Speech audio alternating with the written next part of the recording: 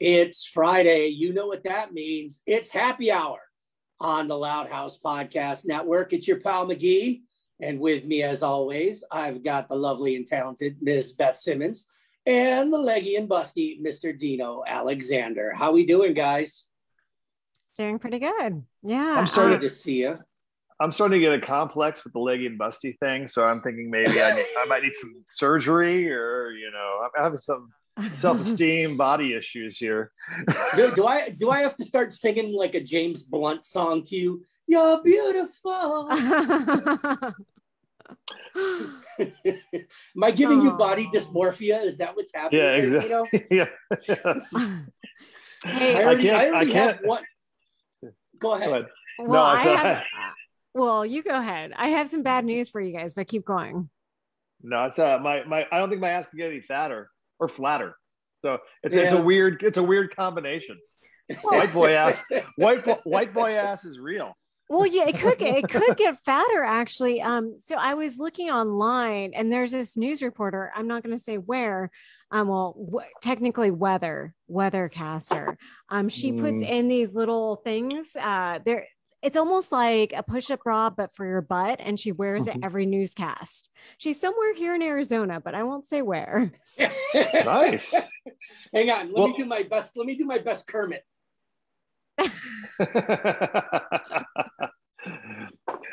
Well, there's that one weather girl that's on like the Mexican national channels that they show her. She's like on the internet all the time. She's got like a gajillion followers on social media and stuff, and yeah, she is just like but like, it's like, who cares about the weather? She's a smoke show just by herself. She's a hurricane. Every day is sunny when she's on TV, baby. That's right. Oh gosh. Well, guys, there's some bad news coming out from Crafting the Conspiracy, the band we interviewed yesterday. Oh, no. Oh, no. What? Okay, so let me read what they posted on their Facebook account. They had an accident last night. No way. Yeah. Is everybody okay? Well, some bad news out of the CTC camp. We crashed our Sprinter van in Portland, Oregon. First and foremost, everyone is okay. No one is injured, but we are shaken up.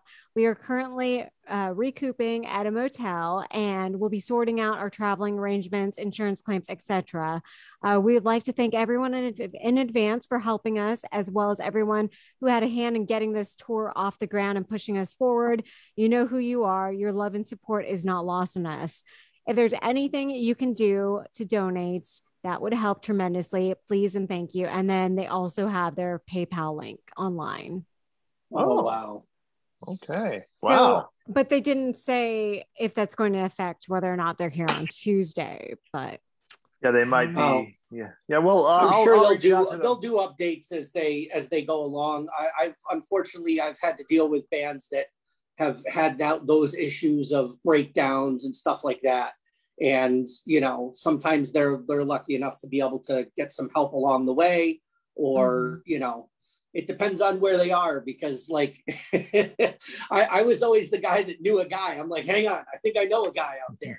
And, there have been times where I had a band that broke down in like San Diego, and it happened to be that the week before there was a band who came and played from San Diego.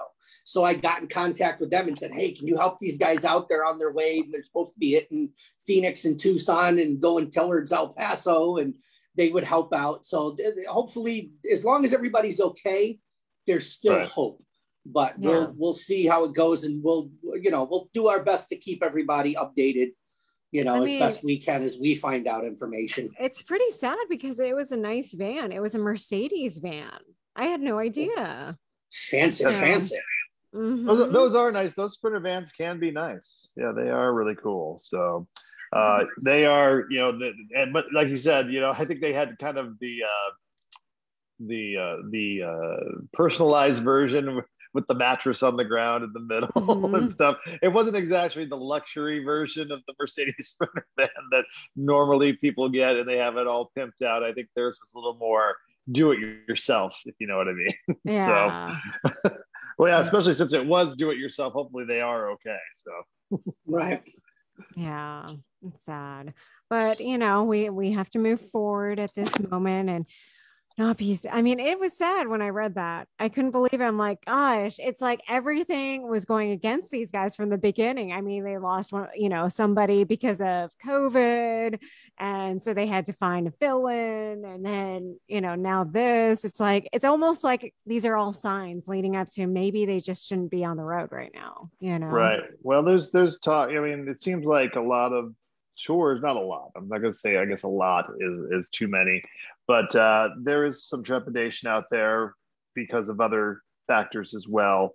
Like saw that Garth Brooks canceled his entire summer tour, and you know he's playing big places, stadiums, and he's selling them out, and he's playing to audiences that really don't give a f about masks anyway.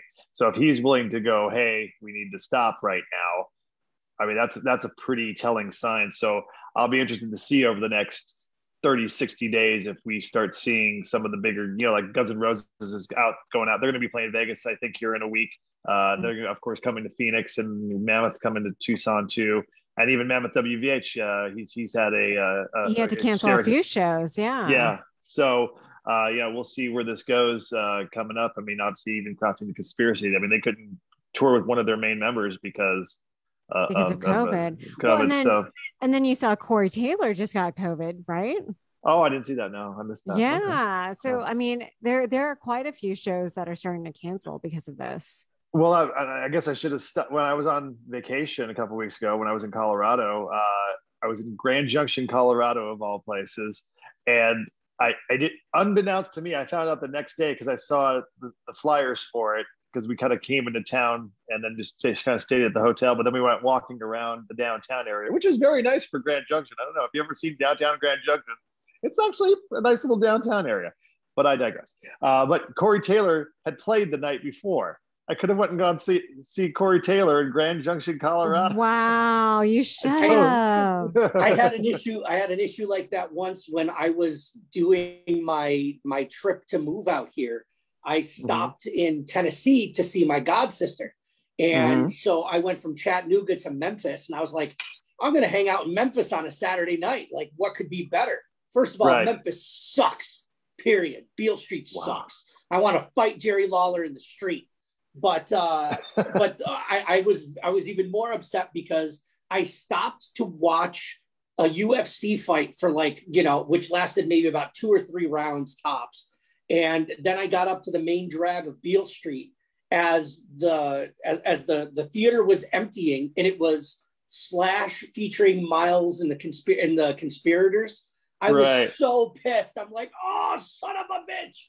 I could have seen Slash, like, what the hell? And this was before I'd gotten a chance to see Guns N' Roses, obviously. So, but I was just like, I was pissed. And I love seeing Slash. I've seen both versions of Slash's Snake Pit back in the 90s. It was great. So, So to give you guys a little background on how this COVID-19 thing's going, Foreigner's Kelly Hansen said, if I get sick or one of us gets sick, the whole thing will get shut down. So if you're expecting to see Foreigner, something happens, one person will cancel it all, he said. You have recently, someone else who had Jonathan Davis from Korn. He's on the mend after contracting COVID-19 as well. So, I mean, there's a lot of issues coming up. So I foresee that we'll see some cancellations. Well, for sure. I've on a personal level, I've, found that quite a few of my friends who have been vaccinated, who are mask wearers, they're not the YOLO type people. They're the ones that are wearing masks in public and stuff like that. They've contracted it.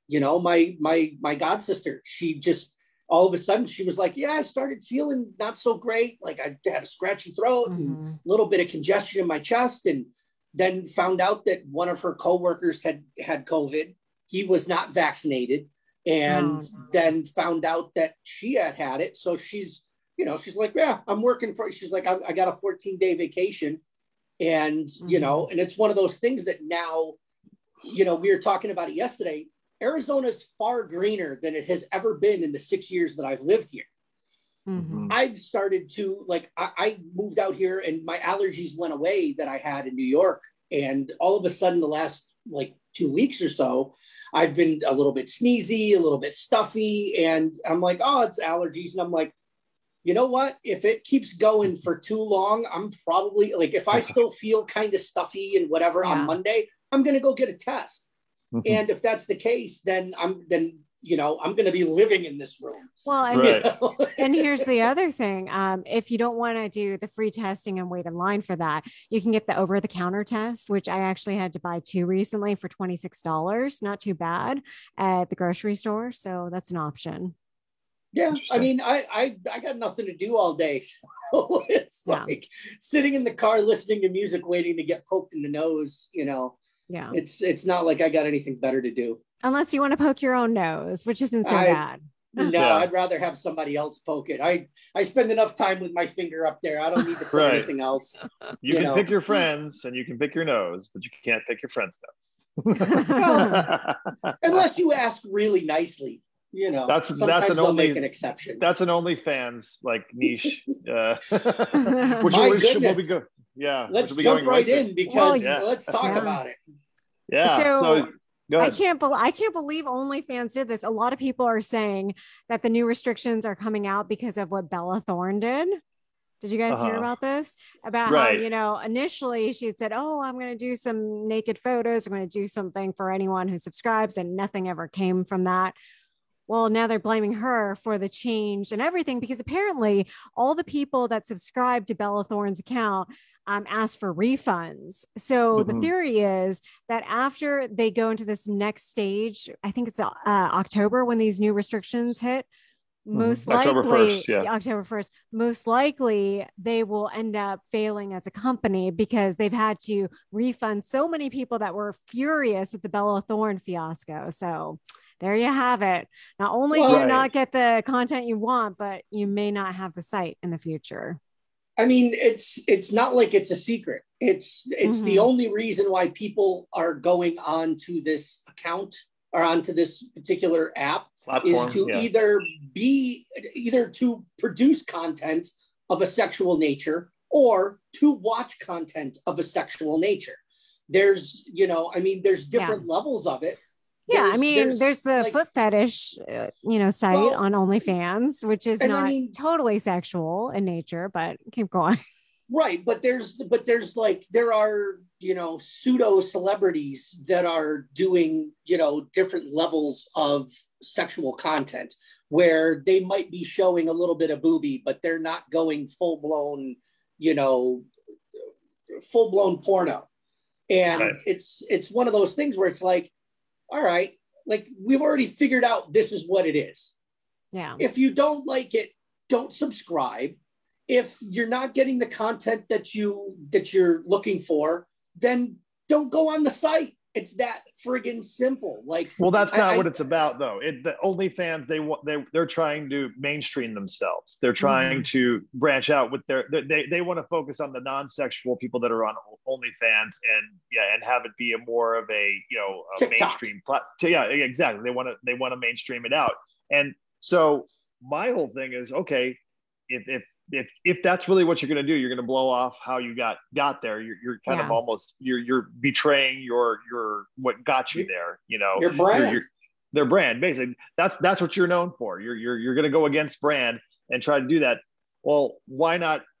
Pornhub or whoever they've got enough money. Why don't they? They're just going to follow what they've already done and to call it fans only. And then everybody just move over to that, and we're off to the races, right? Yeah. Well, why not just start? Yeah. There are 2 reasons why they're trying to go mainstream, though. They want more partners to jump on board, which, after OnlyFans got big for the Bella Thorne thing, a lot of people are backing away, and they need that money right now. And secondly, they're trying to save face at this moment. From everything that's going on. Financially. Yeah. So it's a financial move. It's not necessarily what they believe in the content move. It's like, oh, this is the content that will get us, we would think mainstream acceptance and other people to jump on. Yeah. It's going to be hard to get, because the creators of the content, they're getting paid, but they're just the conduit, and they're almost like they're getting used. It's like that's I think that's probably why they want to make the change. They want to be able to partake. It's not just for the users, it's for them. They want there's no way that the OnlyFans platform, that the company isn't making money off of whatever people are doing. No, they're making money, but the problem is the refunds, the amount of refunds they've had to give over the course of this. And you know what? Here's the thing. It's gonna get worse. Right. Because if you take away the reason why half the people are on it, then you're gonna lose even more money. If I'm paying for a subscription to see my particular favorite, booby star. Right. And then all of a sudden she can't do what I've been paying for her to do. What's the point of me having a subscription? Right. And it's one of those things. I mean, like, I don't know. Me personally, I'm of the mindset that you can Google damn near anything on your phone and find it. No, you can do the DuckDuckGo. Don't do the Google. Well, whatever. You know what I'm saying. You can find Wait, what's dirty DuckDuckGo? shit anywhere. DuckDuckGo is another form of doing research that's similar. It's a search engine similar to Google, but with DuckDuckGo, you'll get a more interesting pathway to the info. Google kind of censors certain sites, but DuckDuckGo is like open-ended for everything. Okay, all right. So if you want to dig a little bit deeper into what Mike's talking about, DuckDuckGo. I want to dig a little bit deeper into why Beth is on a platform that will get her all the dirty information. Because I'll tell you, because DuckDuckGo is pretty good when you're doing research about anything. Everything comes up there. So for me, when I'm doing research, I need to know everything. Fair enough. Does it also hide your search results? I do think so. I think that's one reason why everyone's all about it. So, but can you use Google Chrome to search DuckDuckGo or search on DuckDuckGo? So, I mean, has Google not banned DuckDuckGo? Google hasn't, but I use Firefox, the search engine Firefox, to get to DuckDuckGo. Okay. Or Safari, Oh, right. Safari's worst platform ever. Worst. It's the worst. Yeah. So Mike, you only have till October 1st to make your money on OnlyFans. I've made all the money that I will ever need off my OnlyFans account, so I'm good. Did you really start one up? Yes. Are you lying? Yes. Oh, okay. This is what I'm working with, people. This is why Beth is so much fun, because I can have her dangling on that hook. I was going to be like, how much did you make? Maybe we should all start one, like a Loudhouse, OnlyFans together. Believe me when I tell you, I've said plenty of times, I'm like, if it wasn't for the fact that we are covered in very, very descriptive tattoos, I always joke with Terry. I'm like, we could just set a webcam up on the bedroom wall and just never have to work again. And here's the other thing. You don't have to show your face. Just put it. I know it's so horrible, but you could put bags on your face so no one knows it's you. Oh, I'd be wearing a luchador mask. But the fact is that I've got a whole sleeve of tattoo, so does she, that is very descriptive. But that's kind of hard not to know. Well, that's when you get the makeup. You can get makeup to cover it. No one will know. You could be clothed. You can clothe your arms. You can wear a shirt the entire time. We can. We only want to see it from the waist down. We can go on to like a whole full-on Hasidic sexual act with just a hole in a sheet. Right. Well, here Trevor does make a good point. Trevor's in the comments here, of course, because it's Trevor and it's Friday. He's probably smoking a cigar right now. He makes the point, and it's a good distinction. They're not banning nudity on OnlyFans. They're only banning explicit sexual acts. So That's the line in the sand. But that's the thing, is that they, like the Joe Schmuckatelli and his girlfriend aren't gonna get a million followers just because they're naked. No matter how attractive they are, they're going to get a million followers because they're banging parts, on a regular basis. And that's the content that people want to see. Now, Bella Thorne, if she decides to, give a nip flash, that's going to have a million people lose their mind because she's a celebrity. But she never did. She never did any of that. But that's well, and I mean, there's leaked footage of people that you can find anywhere. It's not difficult to find. But it's one of those things where it's like, it's not an even playing field. Like, for example, there's WWE Hall of Famer Sunny, one of the first valets, gorgeous woman, but she's got a name. She's got a celebrity tour that she can already get a following.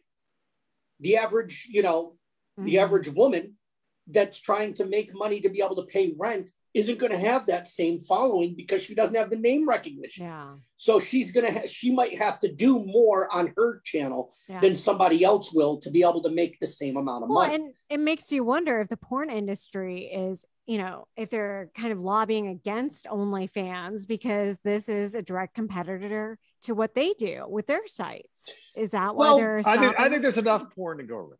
Well, and the thing is that again, it's the difference between amateur and porn star. Okay. Right. So which one do you like better? Which one do you like better? Amateur or porn? No, I want to see a pro. If I'm I can watch video. I can make a video of myself and watch it. I want to see the people that are pros at it. So I want some production value. I want some production value. Wait a minute, some guys. Sets. Yeah, some storyline. This is where I'm going to call both of you out. So you didn't watch the Pam Anderson video with Tommy Lee. You didn't watch the Celebrity. Paris Hilton. She's already a celebrity.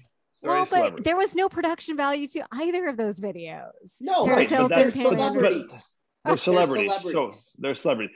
Yeah, exactly. Yeah. Okay. If I want to see if I'm looking for something like that, I want to see Alia Janine. I don't want to see Janine, the lady that works at Bash's. Okay. No offense to Janine, who works at Bash's, wherever she may be, if she even exists. But I'm not going to pay to see that. I'm going to pay if I'm going to pay to see something, it's going to be a pro. Not that I've ever paid for porn, because why? It's free on the internet. That's the beauty of it. Right.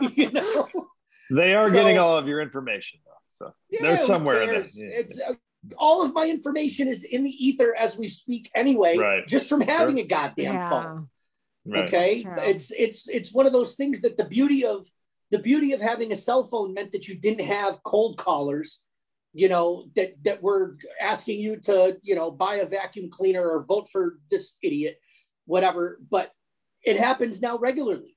Like I get phone calls from all over the country, and I'm like, if I haven't put your information, your contact information, and a picture for when it comes up, I'm not answering the call. Okay. Right. Well, and I agree with you. Like there are times where today I answered a call from Phoenix because I'm like, oh, well, maybe it is somebody I know calling from Phoenix, because every now and again I'll find, someone is in Phoenix saying hello. So I answered it. And today it was Medicare asking me if I wanted to sign up. And it's like, I'm not old enough. Like, where are you getting my info from? Say yes. That's not really Medicare calling you, just so you know. They don't call you, you call them. I got one today that was in a robotic voice that obviously was being masked to try and get me to say keywords. And I'm just like, but it's funny because because I still have a New York number. Okay. I haven't changed my phone number in 20 some odd years. It was the same area code from Syracuse, New York.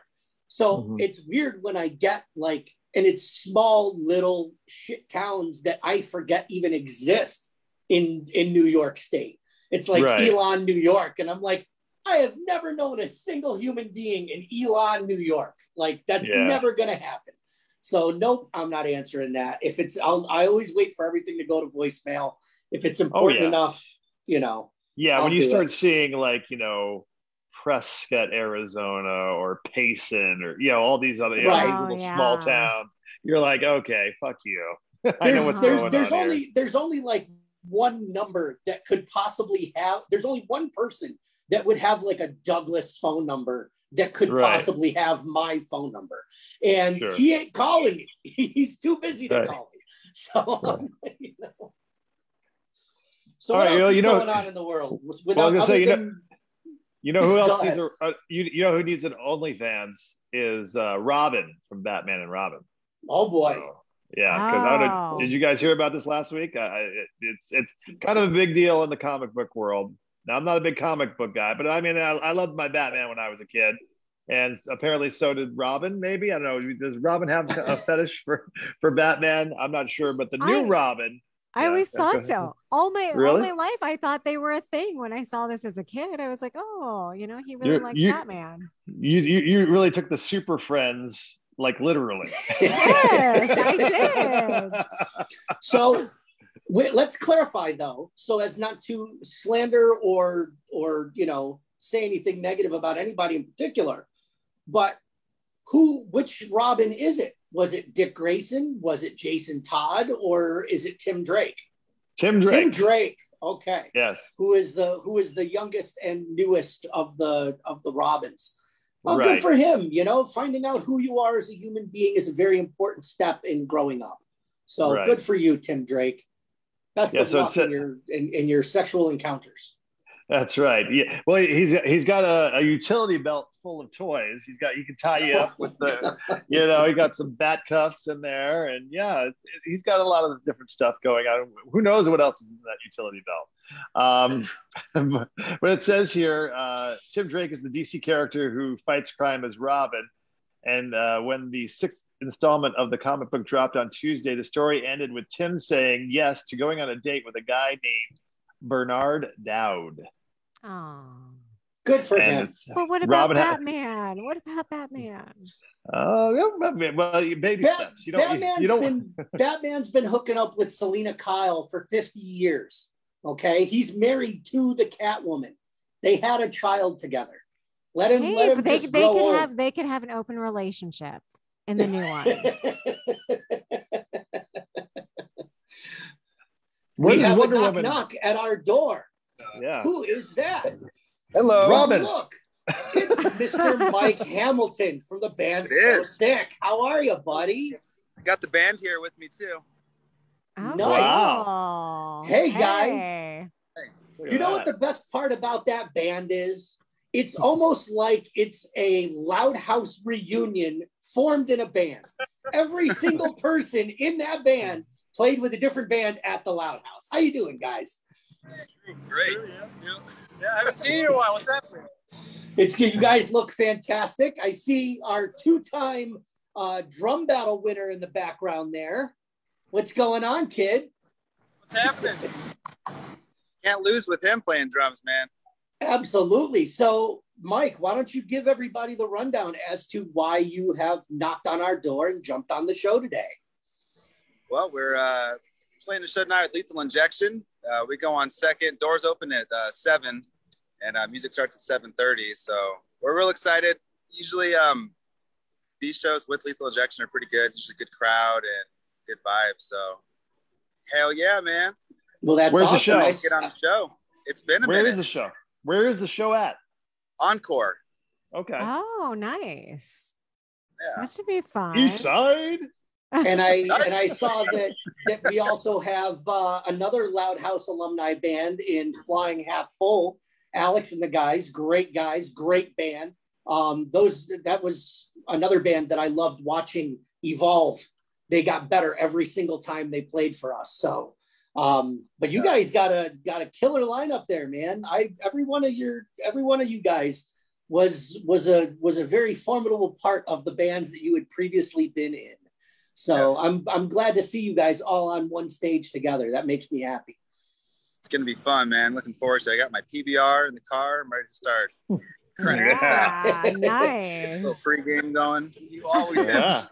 Yeah. So we do not encourage public intoxication, but we don't condemn it either. So Rock why and don't you roll, give man. why don't you give the people the full lineup and rundown for the show? All right. So for the show, did anybody have a ticket on there? You're got gonna a give me ticket. mine. Yeah, you were gonna give me mine too. You like a villain is going to be on there. Okay. It's called Never Say Never, I believe, is before then. Okay. Fatal Malady, Mhm. and then that's it. I think that's it. There's a ticket.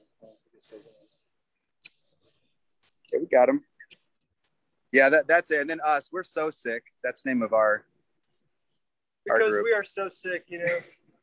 You're so Very sick of. nice. What are you sick of? No, just kidding. We wanted something that when you plug it into Google, it doesn't pull up any other bands or whatever. Because that always seems, because with Dirty Magic, you would put in Dirty Magic and it'd come up with The Offspring. And we were like, Okay. Yeah. So tell us what type of music you guys perform. we are a mix of stoner rock and punk rock. Ooh, I love that. All Okay. original music. Yeah. So it's like, it's trippy and then it gets fast and angry. All right. So And so maybe you shouldn't be drinking some PBR then. Maybe you should be hitting like a big ass bong before you head into Encore tonight. Yeah. A big ass bong and then a speed blast and then it's just non-stop. Get all your bases covered. Yeah, you're right. The ups and the downs, the lows and the highs. Yeah. Drugs are bad, kids. Drugs are bad. So as Mike said, he was asking earlier, I don't know if you heard, are you guys doing all originals or are you guys throwing in some covers too? All originals. Okay, perfect. That's what I like to hear. That's right, man. No room for the covers. No That's room to right. pay an ass cap. Some of us up here, we have a cover band called Heat Stroke, and we were doing gigs at the Casino del Sol, and then all that got shut down because of COVID. But we do have a little side hustle with that too, and that's fun. We do like 60s, 70s, 80s, 90s, 2000s, a little bit of everything. Oh, very Well, nice. and you know, Not Mike this band. is one of the guys that had to suffer under the wrath of McGee's. There is no covers allowed in the Loudhouse. Only original music. Because I ain't paying ass cap. Fuck them sons of bitches. Thieves. No one wants to hear that stuff, man. It's like, No, you only got like 25, 30 minutes or whatever. Why are you going to play a cover? You know? Exactly. And Right. you know, I'll tell you what. I always loved the energy that Dirty Magic brought to the stage. You know, when you guys brought Jack in, it really like solidified the dynamic between the three of you guys as a power trio. And I mean, I see like I know two of you guys were at one point in time in Curfew as well, if I'm not mistaken, correct? Yeah. Yep. So it's one of those things where it's like, you know, honing your skills on your own music is way more important than whether or not you can play somebody else's song good. You know, I always appreciated it. I want to rock out. I'm still waiting on the EP that I never got, you know? I never gave you an EP? No, because I said I don't have a CD player. I needed a digital download. Oh, I got some extra shirts and stuff too. I need to get rid of. I got some new shirts. I still got. I'll the take one. Magic shirt. I'll take one. Okay, I got some shirts. Are you guys larges? Because I got lots of larges. Yeah, large, extra large. Extra large. Okay. I'll give them to But Mike, yeah. and then Mike can give them to you. Absolutely. We'll Well, I definitely remember when have to Dirty meet up one of Magic these won. days.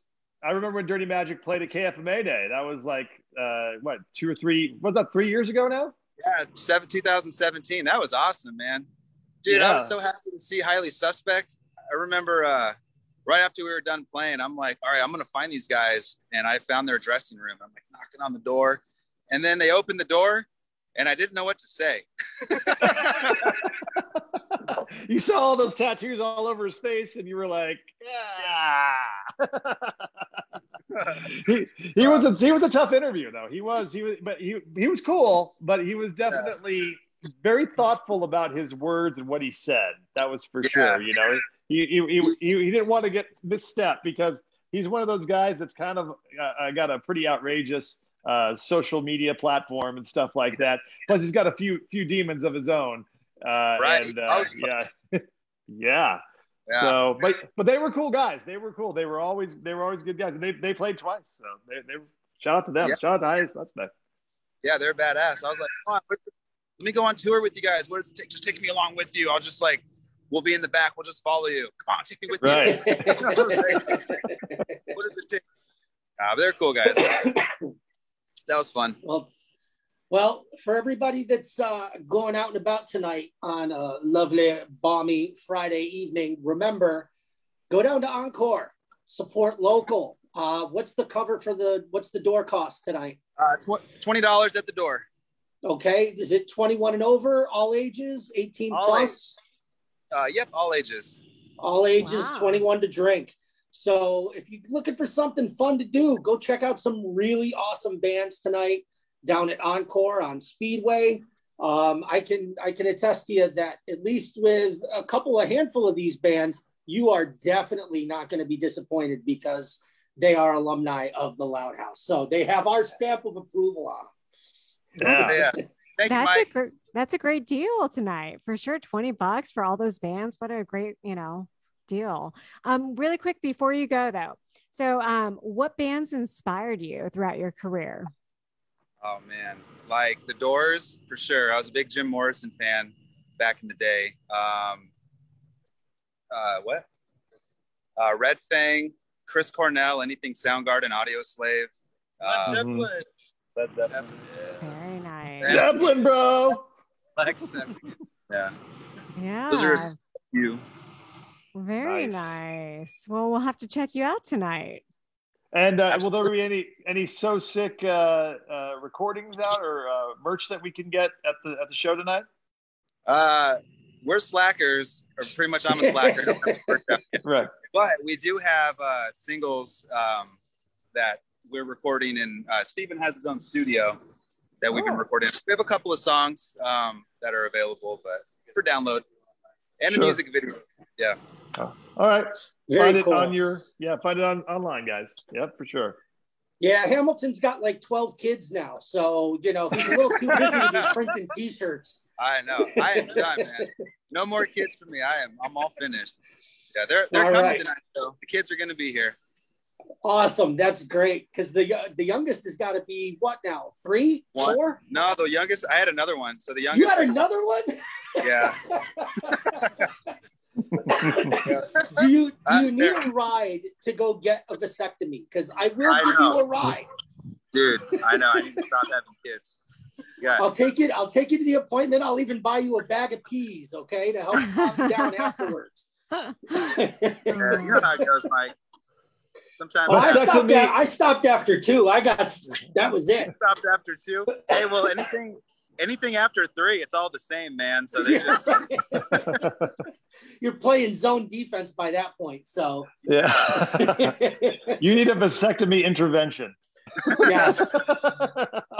Well, and please give your lovely lady a hello from Terry and I. We miss seeing you guys. And yeah, so again, Encore Speedway. If you're in Tucson tonight, that's the show to beat. Go check it out. $20 at the door, all ages. Go see So Sick, Flying Half Full, Lethal Injection, and many, many more. Mike, guys, thank you guys so much for jumping on the show tonight. Have a great set, and hopefully we'll have you guys on again real soon, okay? Absolutely. Appreciate it. Mike, Beth, Tino, appreciate it, guys. Thank you. See you later. All right, guys. Take care. Later. Bye. Bye-bye. That was a nice little hello from the guys from So Sick. I've always liked Mike Hamilton. He's a great dude. He was one of the first, and it's funny because the drummer from Dirty Magic, he was one of the first people I met in Tucson. We collided in the mosh pit at a Mudhoney show at Club Congress, and it was funny enough that he ended up playing dozens upon dozens of times after that. So. Always nice to see Mike Hamilton. He's a good guy. Yay. Well, we have to get back into it. We got off track a little bit there. So that's all right. Up next, What do you want to talk about next? I think we should talk about what's going on with Kiss. People are complaining that they're not doing their meet and greets lately. Oh, And really? Gene Simmons is saying, the reason why, if one of us gets COVID, that's not going to be good. Yeah. Okay, that's fine, but then don't charge or advertise that you're going to do meet and greets. Don't advertise or charge for a VIP package if you're not going to go through on it. It's that simple. Fans only get mad about stuff that they get screwed on. So if they're charging for VIP access and meet and greets, then Gene Simmons is a scumbag. However, if they're just mad because they're not doing it all, they're not giving that as an option, then get over it. So, well, here's the thing. So obviously they started this whole thing where you could buy tickets prior to the pandemic, right? Do you think they ended up giving back any of that money for the people that had upgraded seats, the VIP packages? I highly doubt that anything in Gene Simmons' bank account goes negative. Right. Well, I can see them giving away, maybe not a full refund, but okay, you bought the $1,000 package. Okay, well, we're going to give you $200 back, or whatever. You're not going to get it to meet us. Okay, so that we're going to still keep $800 of your dollars, and you get to do all the other stuff. But and you get the nice seats, and you get to go in early and buy the merch and maybe do a tour. I don't know what people did, what that would even entail. But yeah, you're not going to meet us. So here's $200 back, and good luck. Well, and speaking of which, initially they had said David Lee Roth would open up for the tour. Well, right. That's not happening now. So what about the people that just wanted to see David Lee Roth? Well, when you buy a Kiss ticket, you get who you get when it's the opening band. You're there for the headliner. But yeah, when you saw the bill, you're like, Kiss and David Lee Roth. For some people, that was a win-win, especially if you've never seen Dave before or Van Halen. And I feel sorry for those people, but you probably didn't know what you're going to get into. But here's the thing: when they started the tour, it took a little while.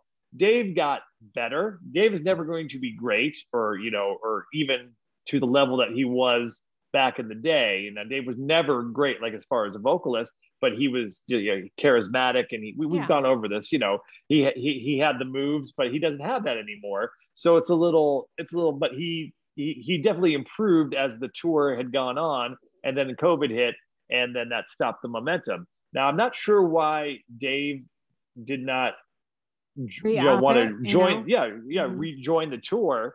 It seems like he would have wanted to get back on tour with Kiss, but so it sounds a little bit like Gene Simmons is kind of calling out Dave for either not being ready, or I'm not exactly sure, but it's getting a little catty out there, I think that's exactly what it is. Maybe Gene's trying to save face with fans that are complaining, why isn't he back on the road with you guys? And he's like, you don't want him back on the road with us anyways. He's awful on stage.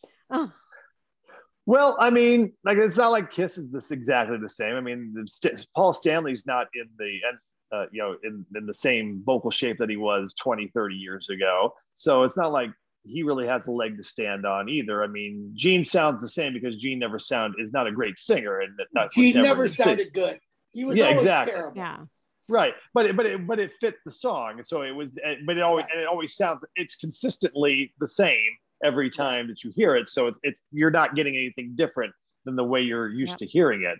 Can you scroll up a little? Yeah. I wanted to read that second paragraph because it looks like what he's saying is he goes, where is this it? one?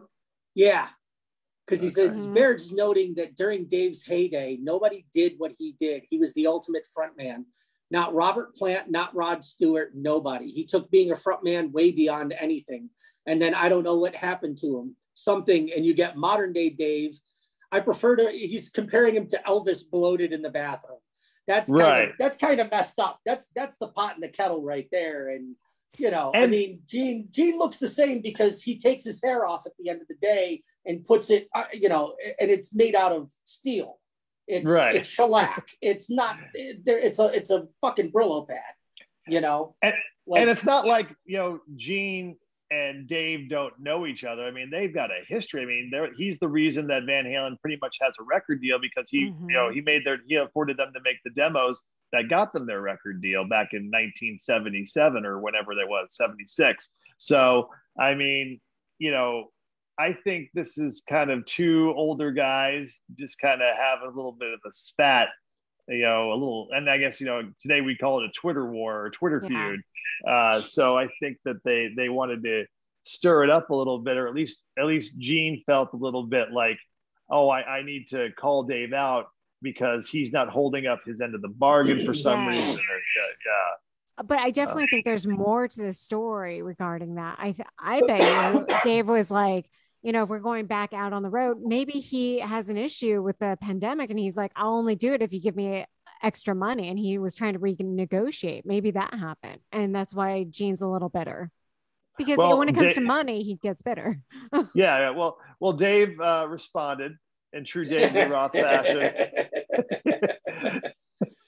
So you got to respect, not two, but 18 middle fingers. Here's two more to make it an even 20 right there for you, Gene.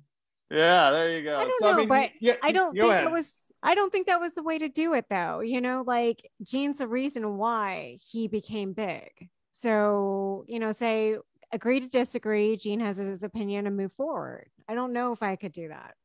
Yeah, I first of all, Gene Simmons didn't make Van Halen famous. Van Halen made Van Halen famous.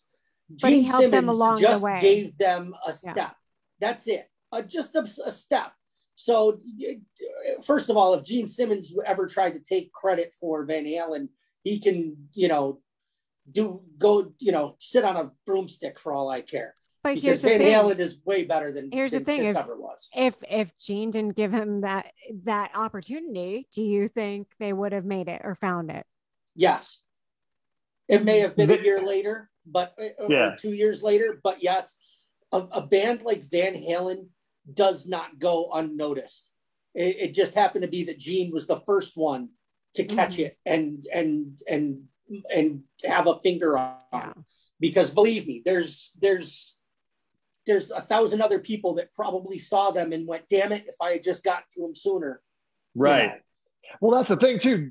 Gene tried and no one would take them. So it's not like, the world just wasn't ready at that point. The only thing he really did, it's just part of the lore, is that he allowed them to get some of their stuff recorded, which they didn't have in a real studio. And that was it. They had the songs already. Mm-hmm. In fact, a lot of the songs became other songs on later Van Halen albums. So, I mean, a lot of it's on the first album, but a lot of it is what came after. You still, even stuff on Fair Warning, the fourth album, you're still hearing bits and pieces of other songs that were called other things with different lyrics from those original demos that Gene produced. So they were eventually going to get there. It just happened to be that Gene was the one to get him in a studio for a week and try to shop it around. But again, it really didn't matter because there were no buyers. There were no takers at that time. It took another go round and them going back out and getting on the road in the California area and still doing their thing. So eventually, I think it would have happened the way it was going to happen. On this front, though, I believe that Dave should have taken the high road, mainly because who really puts credibility to what Gene has to say on that front? Come on. Well, I mean, let's call it what it is. This is all free publicity. It's got us talking about it. That's so true. More than who knows. I mean, this could be pre-planned. It's all pre-planned. It's no different than cutting promos. That's what they're doing. They're cutting promos. It's no different than Hulk Hogan and The Undertaker. Talking shit about each other before their match at Survivor Series. Like that's it. It's all hype. It's all promotion. Right. It's all okay. So who do you choose? Free advertising. Who do you choose, Dave or Gene? Dave. In this, I guess in this forum, I guess I don't know Dave's reasons for not being there, but I mean it was Bush League of Gene to call Dave out like that. If he's a real businessman, he would have just went, you know what, Dave just can't be with us or whatever. Not really sure what's going on with Dave, but we got to move forward. We got the big tour, blah, blah, blah. He didn't have to attack him like that. And, I mean, we all know, I mean, we've all seen it. We all know Dave's prowess on stage these days. So it's not like you need to call that out. I mean, if he's that bad, why did you take him out? You didn't know that for the last 15, 20 years before you made him your opening act. I mean, and that's on you. Yeah, that's on you, dude. So he was perfectly fine right up until he stopped being your opener. Right. Then all of a sudden he's shit. Like that's I'm sorry. I've dealt with bands, bailing at the last minute and had to find fill-ins. More often than not, I tried to go and find somebody that was going to be even better. And, it got to a point where if I could be able to get a better band on short notice after a year of being in the music industry, so to speak, and a local industry at that, there's no reason why Gene Simmons couldn't make a phone call and get a bigger or better act to open up for them on short notice. It's not like everybody's got something planned. Those that are out there are very few and far between. Mm-hmm. So finding an opening act should be pretty easy in the sense of going like nobody's schedule is too full. Yeah, but it cuts into their money. That's for sure. Well, you're paying them what you would have paid Dave. Maybe Dave's not performing. They're going to get it back. Well, maybe they would have to pay more. Nah. Well, Mike will do for free. No. Yeah. Well, here's the thing. Dave's been replaced by some like one of those like rock and roll painters. Goes on stage and makes those crazy paintings like within a few minutes. That's the opening act now, at least for the time being. I love that.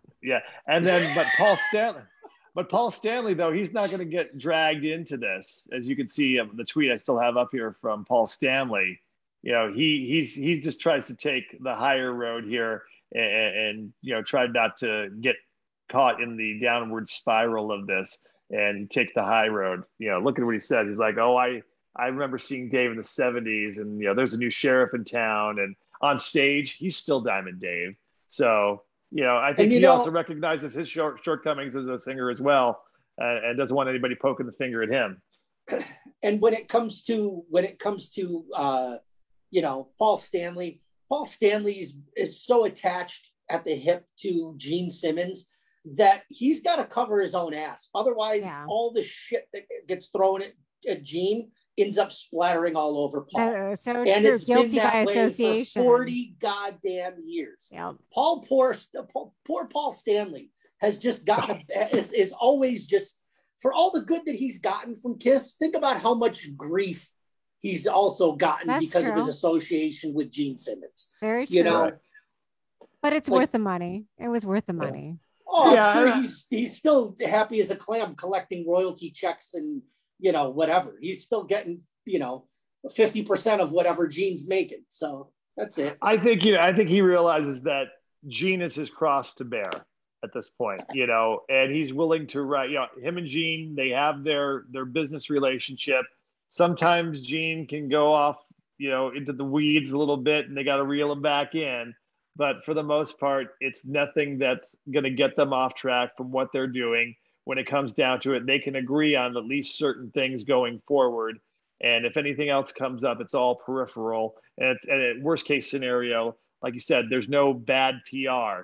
It's just going to stoke the fires and get the name out there and go, oh yeah, you know what? I heard about Kiss, the Kiss thing. Oh yeah, Kiss is playing this summer. Oh, I'm going to go get a ticket because, I can go sit in the lawn for $20 or $40 or whatever it is, and Gene and Paul both get their money, and Eric Singer and Tommy Thayer, they get a couple quarters, tip their way as well. So everyone a winner. Everyone goes home happy. But right now though, Dave is not the only one being called out for his voice. No, he's not. Yeah, he is not. Well, I mean, there's so many people that can be called out, especially from that era with the bad vocal performances lately. But this one is not a shock. And I'll say it definitely isn't a shock, because I remember when Don Dokken performed at the Pima County Fair and Jack Russell got on stage and helped him sing a few of the songs because he wasn't hitting the notes. So thankfully Jack Russell saved that show. Now, and see, that's where we're in that weird phase where it's like, the part of me that's glad that so many of my childhood heroes and rock stars are still doing their thing. But at the same time, there's part of me that's like, you know, maybe you stayed. What's the line from you either die the hero or live long enough to become the villain? And that's the problem, is that all of our heroes are living long enough to become the villain. And, you know, I mean, it's not even just their performances. It's finding out that they were relatively horrible human beings. Yes, you know, especially in cases like Don. In my case, when I was backstage interviewing him, and he's like, "Oh, you look like a girl from LA. You should take your shirt off for me. You know, you have really nice," and just it's inappropriate. It's not okay. And I smiled and laughed it off, because the person that I was also working with, who was a boss, was like, you know, acting like it's no big thing. It's rock and roll. Well, you know, there's a point where it's crossing the line, you know? Absolutely. I mean, it's, I don't know if we even touched on it, but like all of a sudden, after 50 years almost, Bob Dylan just got hit with a lawsuit. Right. Yeah, I saw that. Yeah. You know, crazy. and I'm like, okay, the dude just sold off his catalog for like $70 million. Is this somebody trying to get a quick payoff, or is this a legitimate thing? And it's one of those things where it's like, you know, if it's legit, that makes me disappointed, because Bob Dylan's supposed to be one of the good guys, the guy that stood up for the little man, the guy that wrote the songs that were supposed to change the world. So if all of a sudden he's turned into a complete douchebag, there's no hope for fucking humanity. You know, well, like, I think there's always a secret to a lot of our favorite musicians. There's always something in the background. Right. And I mean, you know, it's one of those things where it's like, and I've said, it's such a slippery slope, because, you know, I'm like, how many 16-year-olds tried to do whatever they could do to get backstage to see a rock star? That's true. How many times did any of us lie about how old we were to get into a certain place or to hang out with certain people? It's not uncommon. Okay. No. So if I go up, if I go in and, you know, if Beth comes up and tells me she's 18, oh, great. I'm a single guy. I'm on the road. I got a hot 18-year-old. Great. Awesome. Well, then 40 years later, I find out that she was 16 at the time, but she lied to get into the place. It's a very difficult thing that we're dealing with.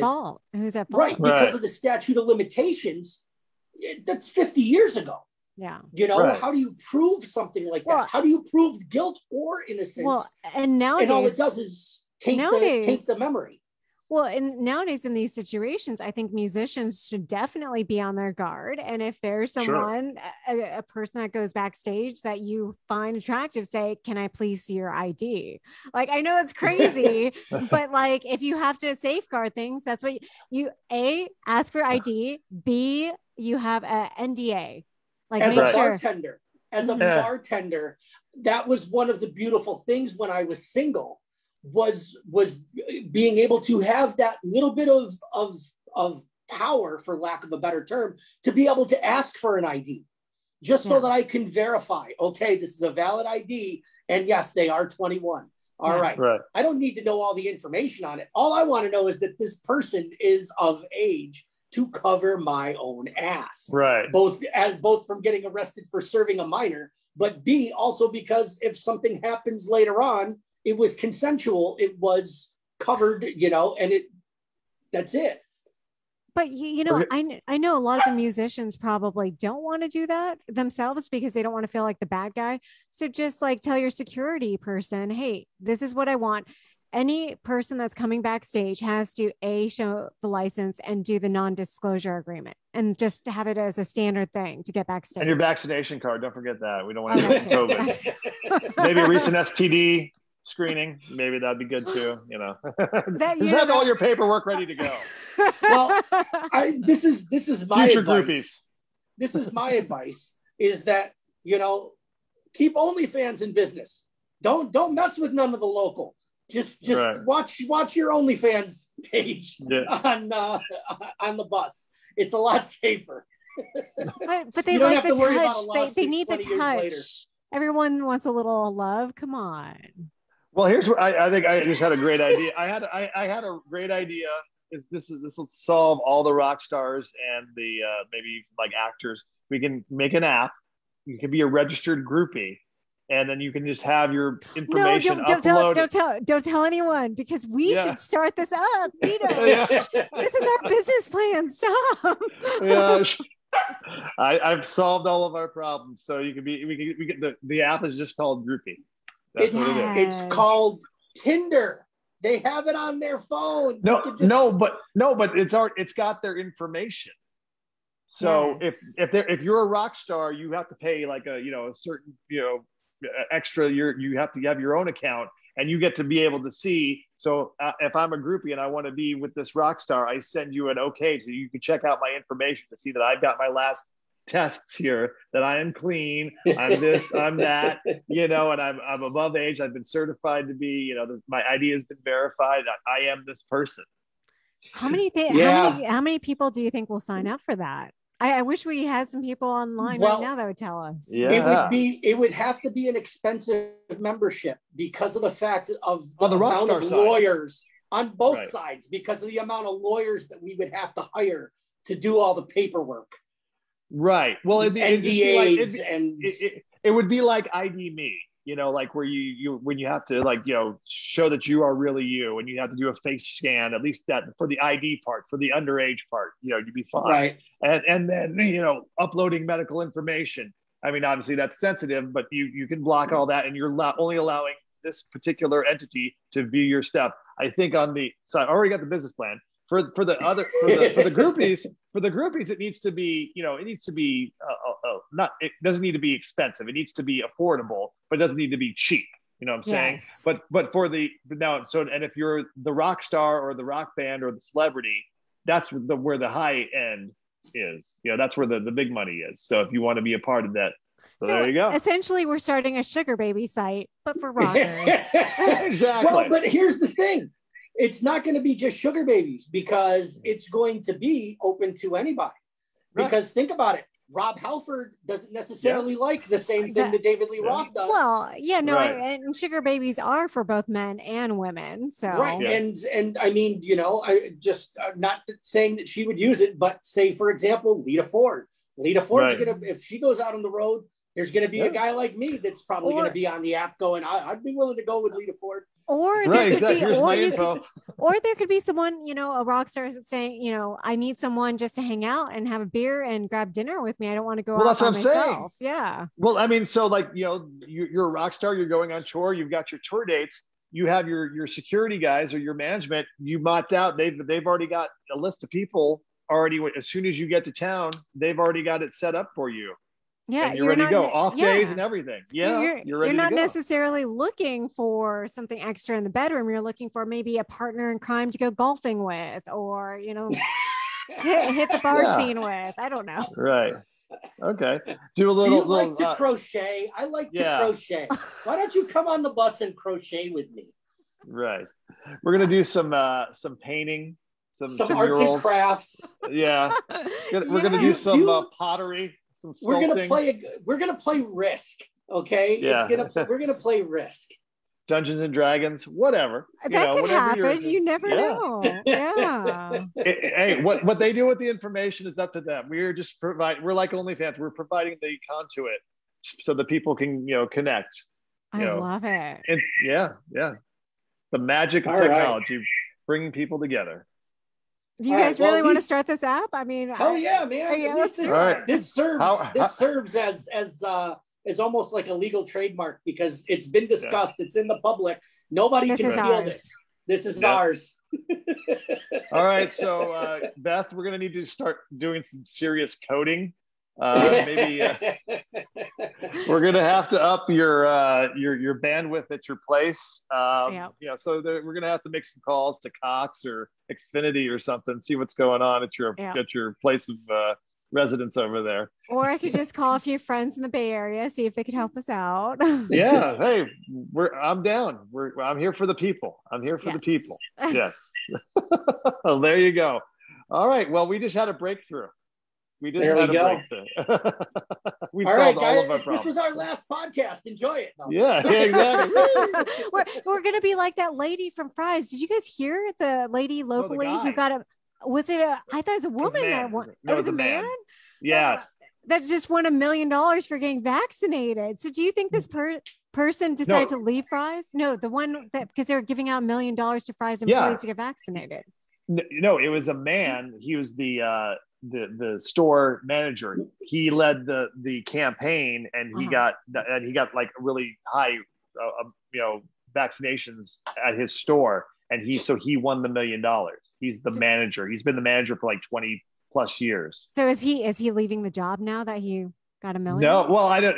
They didn't say that in the news story. I mean, if I was him and I'd been in Fry's for 20 some plus years, I'd be like, well, I got $1 million now. I think I'm going to jump ship, but maybe not. Who knows? Yeah, I would, because more than likely, if he's been there for 20 years, he's probably got a good goddamn pension coming in the next 5 or 10. And, so at least then you got your $1 million cushion and whatever pension comes in. I've always said, like, unless I've won like a big, $1 million isn't as much as everybody thinks it is, especially today. It's not as much, yes, but if you invest it right, you'll be fine. He's probably he would probably get off $1 million after taxes. He's looking at about $600,000 in change, because the government's going to take 1/3, but that's between state and local. So so he's got $600,000 to deal with. I mean, you can still do some damage with that. Figure that's roughly 12 years. That's $1,000 a week for 12 years, roughly. Comes out to probably about 11 and a half. But it's it's still it's not as much as you think. Like I always said, when New York had the win for life, it was $1,000 a week for life. I always said that would be the most perfect lottery to win. Because I never heard about that lottery. How do you get in that? It was a scratch off. It was a scratcher. And if you got life, if you've got three things that said life, you won $1,000 a week for life, which after taxes comes out to about $750, give or take. And I said, you don't quit working. You just now don't have to stress about paying your bills every month. That's all it is. It covers whatever, it gives you the life that you can just enjoy, even though you're still going to have to be a normal work-a-day slug. It's the perfect cushion, unless you're winning 20 million or more, you're not retiring off $1 million. Mm-hmm. Right. Yeah. Someone, I don't remember the year. And I know it was a similar lottery like that. I know it was definitely in New York or in the tri-state area. And I think it was more than 1,000 a week. But I think it was more like maybe $5,000 a week for life or something like that. Yeah, they had a second one. Yeah, that's the second one. So some kid won. He was 18. Could you imagine $5,000 a week for the rest of your life, and you're at 18 or wherever? 25 years. Yeah. Oh, is it 25 years is what they consider life. It's no different than what they consider a prison sentence. 25 to life. So in that situation, a lot, like for a younger person, they always kind of push towards the lump sum because that was an option that you could get the lump sum of, and that's where they mark out 25. Yeah. And I remember there being some fine print in there because somebody did say that. And it was, I think it might have been that situation, but they had two different versions. They had the $1,000 a week for life. And then they had, I think, the $5,000 a week for life. And it was like the difference between buying a $2 ticket and buying a $5 ticket. I say we just buy a lottery ticket, win the lotto, and then buy a radio station. That's what we have to do. Anybody can buy radio stations these days. They just give them out like candy. I mean, they can't. No, the average Joe isn't going to do any worse than what's already on the air these days anyway. So, it can only get better. Well, MTV. I mean, when's the last time they were better? I mean, have they played a video in the last, 10 years? I haven't watched MTV in years. Really, not even a reality show of any sort? You know what's funny? Is that the Pluto app on Roku, has like the Vivo channels of all the videos, and they've got them from like the 70s, 80s, 90s, 2000s. And there's been a couple of times where I've actually like landed on that channel because I like having every once in a while going through and having multiple choices as though I still have cable. But it's great. It's like watching MTV when we were kids.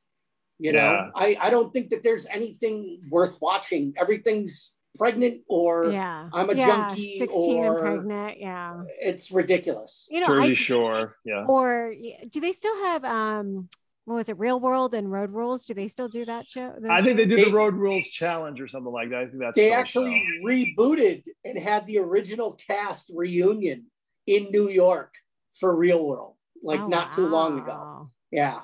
I thought they're the all original, in their 50s now. It's great. So the original was in New York? I thought there was also one in San Francisco originally. That was the second one.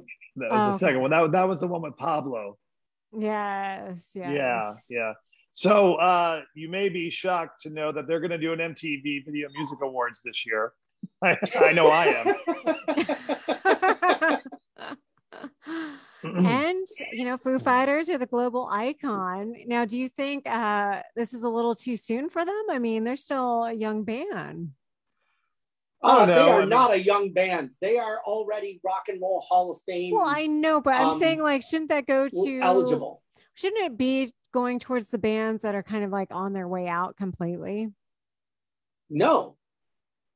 It sounds to me a global icon would be somebody that's consistently trying to contribute to the betterment of humanity. Okay, so then you two. Okay. I'm not arguing with that. They should have. I think they already got one. They probably already got one. I think they probably already have a global icon award. Didn't Bono like get like nominated for a Nobel or something? Like he was, yeah. So I mean, it's not like they haven't done it, but for MTV to do it,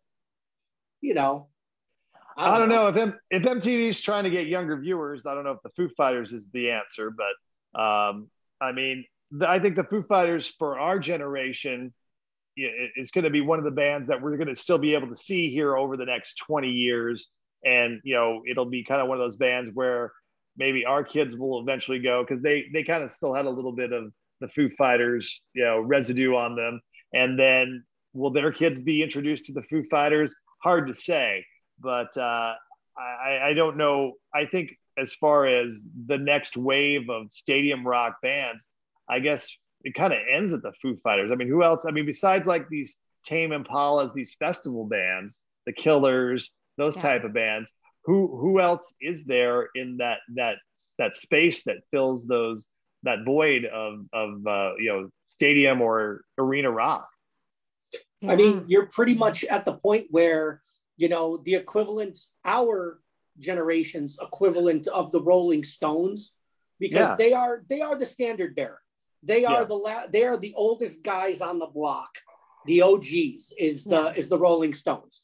Nobody else from their era are still going, especially with the primary part of the lineup, for lack of a better term. They still got 3 of the 5 original members. So, we've got U2, we've got, the Foo Fighters are now in that echelon, and like Pearl Jam. Alice in Chains too. Alice in Chains, they can bring it. No, they're not. Alice in Chains isn't on that level. Yeah, they're back to being an opening act at best, and that's not because they're not still kicking ass. It's just once Lane Staley died. Actually, once Lane Staley went dark back in '95, that pretty much kind of put the death. Yeah, that they're it's a shell of what they were. It's not what they were. And it's a shame because they should have been one of those bands. But I mean, I think Greta Van Fleet could be a Foo Fighter band in the future. You don't think so? I love their music. No. I mean, I'm not saying they could never get there. I just don't see it, at least with what they've done so far. Yeah, there's only a few stadium bands. Like I said, there's Pearl Jam, there's the Foo Fighters, there's the Stones, U2. I mean, Stones, this is probably the last go round for them. We always say that this is probably the last go round for them, but I mean, we're really getting there now. But they're in their 80s. Yeah. Paul McCartney. Okay. He's still doing it. That's fine. But on the newer end, Coldplay, I guess, would be another stadium band. I think they've taken a hit over the last couple of years, but I think they still have, a Bon Jovi even would be, a Def Leppard. Green Day. The Green Day Hella Mega Tour is doing well across the East Coast. It really hasn't come west yet, but they're doing very well. So, I would say, maybe Green Day and Foo Fighters. The late 90s stuff is probably the last gasp of that. I can't think of a real 2000s band that really kind of fits that mold. Can you? And when it comes down to it, when you get to a point where where we're talking about like the oldest bands left, U2 is gonna be that band, because I think they're going to take the Stones' place. Right. There's not a lot of bands from that started in the 70s that are going to be rocking on for a long period of time. Like U2 is still staying relevant. They're still putting out good music, and they're one of the last bastions of that. I think the band that could maybe take the Stones' place, which would make sense, and it wouldn't matter if they might have to lose a few members along the way, kind of be like the Stones, where you only have a couple core members still left. Maybe Aerosmith could still do it. They've been dark here for the last couple of years, even right before the pandemic. So I don't know, because they were talking about doing one more hurrah and that's it. So but I don't see Steven Tyler staying out of the limelight. So I could see Steven Tyler and Joe Perry continuing on with maybe one of the other guys that wants to keep doing it. So there's like three of them that you could hang your hat on and still call it Aerosmith, and that would be that. So and we forgot Metallica. How can we forget Metallica? Metallica is still a stadium draw. Oh, and Rage Against the Machine. Yeah, no. Rage Against the Machine. Well, they're not stadium, but arena for sure. Yeah. They could still, whereas I don't think Alice in Chains could sell out every arena that they go to. Rage Against the Machine still can, but they're different because they kind of they're not consistently touring. Alice in Chains has always consistently toured every few years, especially with the new guy. And it's good. You should go see it. If you go see the new version of Alice in Chains, it's great. But yeah, Rage Against the Machine, they kind of have a different business plan, but everybody's got their own side projects too. Tom Morello, he's got his solo stuff. He plays with Bruce Springsteen. He's got multiple things. Yeah, he's taken radio jobs away from hardworking jocks. Yeah. No, come on. But he is. If he wasn't on Sirius XM, somebody else could be having a job there. Yeah. Well, that's the thing with Sirius, though. That is their selling point, is that they give you the artist. That is their kind of their calling card. Yeah, because you could get anybody else to do that, but if you're paying for Sirius XM, you want to hear a celebrity or an artist or something that's really relevant to that music. Not always. I have a friend. Not always, but on air. Yeah, but they also have those channels too. Well, you can listen to that music without it, and you can listen to music with it, or you can listen to certain times. So at least you have the option. But that's the premium price you're paying for when you have Sirius. At least that's what I would do. That's my rationale with it. So that's why I don't pay it, because I can't afford it. Yeah. Listen to me, goddammit, I'm free. Yeah, it's my guilty pleasure. It's the one thing that's worth $5 a month to be able to have it in the car. Yeah, it is cool. Like when you rent a car and it's got it, you're like, oh yeah, sweet. You can. Well, and with my subscription, I have the apps on the Roku. I have it on my phone, so I can listen to it wherever I want. And I don't have a stereo in the bedroom. So when I'm in my bedroom and I don't want to watch TV, I put on Sirius XM. Well, and it's nice if you're avoiding radio, because you don't want to support radio, right, Mike? Exactly. Because you're bitter and you're like, I'm not listening to that anymore. Draw the line in the sand. Indeed. All right. So anything else you guys want to talk about? What are you guys doing this weekend? I got nothing. Well, I know the Lucha Wrestling is tomorrow at the Rialto. I was kind of considering going to see that, possibly. All right. I'll tell you what, Beth. If you decide to go, tell me. And I'll go down. Yeah. All right. Will you wear your mask? I love supporting the Prophet. Well, yeah, Are you that's kidding? another thing. Well, I'll wear the headdress. I'll be in full like heel manager gimmick. Well, here's the question I have for you guys, because now they have their new policy. It's up and running where you have to do the mask inside regardless. Well, because they want everyone to be vaccinated. If you're vaccinated, you still have to wear the mask regardless. That new thing. Yeah. So if you're wearing the lucha mask, would that count as a mask? Does that count, you think? I don't know. It depends. Most lucha masks, this is the only part that you do see. Right. But then it usually covers your ears, so you can't really put the straps from your mask over your ears. So then you're kind of screwed. You're like this the whole night. You would actually have to put the mask like your face mask underneath, and then put underneath it over. like this, and then put your lucha mask over it. Yeah. And then how would you drink your beer? Well, if you're wearing a lucha mask, you're probably in the ring and you shouldn't be drinking a beer anyway. Or you could just put a little hole in the mask so you can put a straw in every now and then. I'm kidding. I know that takes away. We talked about this yesterday. That's like poking a hole in a condom so that it doesn't get all over yourself. Well, you never know, gotta roll the dice every now and again. All right. Well, we should be checking best mask at the door tomorrow night. So, just do one of these. This is where I hope you realize just how nice I am to you, Beth, because this is where I would normally make like a blonde joke or a "you're so pretty" comment. Oh, come on. No, but I mean, I've seen it where people have done that to their masks. They're out there. They do that. They get away with it. I don't know. And they're the reason why I don't go out in public very often. Right. No, I will say though, I did go to a show last weekend and it was a little packed. The mask mandate wasn't, in full effect at that point. And, initially I was told, oh, just go near the merch area or go near the bar and you'll be away from people. And that's what I did at first. And then some random guy touched me. I'm like, I don't know you. Oh my gosh. And I'm like, I got to get out of here. And my friend's like, why do you have to leave? Why are you freaked out? And you're near me.